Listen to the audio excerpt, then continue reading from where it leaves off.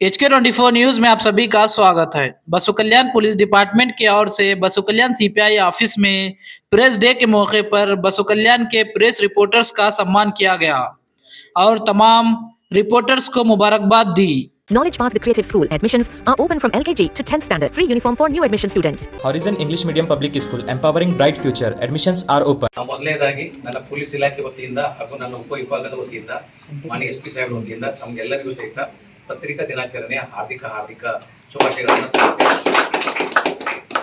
ನನ್ನ ಗೆಳೆಯ ಮಿತ್ರ ಅಲಿ ಸಾಹೇಬ್ ಹೇಳಿದಂಗೆ 3 ಸ್ತಂಭಗಳಲ್ಲಿ ಇನ್ನೊಂದು ಸ್ತಂಭ ಪತ್ರಿಕೋದ್ಯಮ, 4 ಸ್ತಂಭಗಳು ಬಹಳ ಮುಖ್ಯ.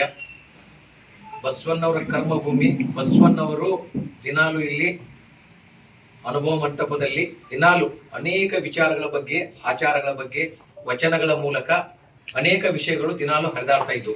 ಆದರೆ ಆಗ noble public school admissions are open. इल्म ही आदमी को इंसान बनाता। Al-Amin English Medium Primary and High School, Baswa Kalyan. Secure your child's bright future today. Free admissions, limited seats available. RG public school English medium admissions are open. ಈ 4ನೇ ಸ್ತಂಭ ಇಲ್ಲಿ ಏನಾದರೂ ಬಹಳ ಹಾಗೆ ಚಾಲ್ತಿಯಲ್ಲಿ ಇದ್ದಿತ್ತು ಅಂತಂದ್ರೆ ಬಸವನ ನಾಡು ಬಸವ ಕಲ್ಯಾಣ ಈಗ ಒಂದು ಅತಿ ದೊಡ್ಡದಾದಂತ, ಅತಿ ಅದ್ಭುತವಾದಂತ, ಹಾಗೆ ದೊಡ್ಡ ದೊಡ್ಡ ಪ್ರದೇಶಗಳು, ಈಗ ಫಾರ್ ಎಕ್ಸಾಂಪಲ್ ಡೆಲ್ಲಿಯಲ್ಲಿ ಅನೇಕ ಸ್ಮಾರಕಗಳಿದಾವೆ. ಆ ಸ್ಮಾರಕಗಳಿಂದ ಡೆಲ್ಲಿ ಬಹಳ ಫೇಮಸ್ ಆಗಿದೆ, ಆಗ್ರಾ ಸ್ಮಾರಕಗಳಿಂದ ಫೇಮಸ್ ಆಗಿದೆ. ಹಂಗೆ ಬಸವ ಕಲ್ಯಾಣ ಸಹಿತ ಒಂದು ದೊಡ್ಡ ಊರಾಗಿ ಆಗ್ತಿತ್ತು ಅನ್ನಲಿಕ್ಕೆ ಎರಡು ಮಾತೇ ಇಲ್ಲ. ಏನೋ ದುರದೃಷ್ಟಕರ, ಅವಾಗೆ ಈ ತರದ ರೀತಿಯ ಪತ್ರಿಕಾ ಮಾಧ್ಯಮ ಇಲ್ಲದಕ್ಕಾಗಿ ಬಸವಣ್ಣವರ ವಚನಗಳು, ಅನುಭವ ಮಂಟಪ, ಆಗಿನ ಒಂದು ಡೆಮೋಕ್ರಸಿ ಒಂದು ಇರುವಂತ ಒಂದು ಮಂಟಪ ಅದು ಯಾರಿಗೆ ಜಗತ್ತಿಗೆ ಗೊತ್ತಾಗಿತ್ತು ಅಂತಂದ್ರೆ ಅವಾಗನೇ ಮಾನವ ಸಮಾನತೆ, ಮಹಿಳೆಯರಿಗೆ ಅಧಿಕಾರ, ನಾವೆಲ್ಲರೂ ಒಂದೇ ಅನ್ನುವಂತ ಭಾವನೆ ಪತ್ರಿಕಾ ಮಿತ್ರರಿಂದ ಇಡೀ ಜಗತ್ತಿಗೆ ಅದು ಹರಡಿತ್ತು ಅಂತಂದ್ರೆ ಇಷ್ಟೊತ್ತಾಳೆಗೆ ಬಸವ ಕಲ್ಯಾಣ ಅದರದ ಪುಣ್ಯ ಭೂಮಿ ಆಗ್ತಿತ್ತು, ಕರ್ಮ ಭೂಮಿನೂ ಆಗ್ತಿತ್ತು, ಅದರಲ್ಲಿ ಮಾತಿಲ್ಲ.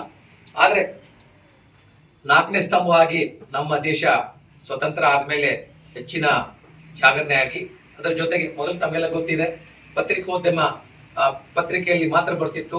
ಈಗ 1 ಸೆಕೆಂಡ್ ನಲ್ಲಿ ಆಗಿದ್ದು ಇಮಿಡಿಯೇಟ್ ಆಗಿ ಇಡೀ ಜಗತ್ತಿಗೆ ಹೋಗುವಂತ ಸೋಷಿಯಲ್ ಮೀಡಿಯಾ, ಆನ್ಲೈನ್ ದಲ್ಲಿ ಆಗಿ ಎಲ್ಲ ಕಡೆನೂ ಆಗಿದೆ. ಹೀಗಾಗಿ ಪತ್ರಿಕಾ ಉದ್ಯಮದ ಮಿತ್ರರಿಗೂ ಸಹಿತ ಪೊಲೀಸ್ ಇಲಾಖೆಗೆ ಹಾಗೆ ಅತಿ ಕ್ಲಿಷ್ಟಕರದ ಕರ್ತವ್ಯಗಳಿವೆ, ಹಾಗೆ ತಮಗೂ ಸಹಿತ ಇದೆ. ಅದನ್ನು ನಮಗೆ ಸರ್ಕಾರ ತಿಂಗಳಿಗೆ ಸಂಬಳ ಕೊಟ್ಟು ನಮಗೆ ಮಾಡಿಸ್ತದ.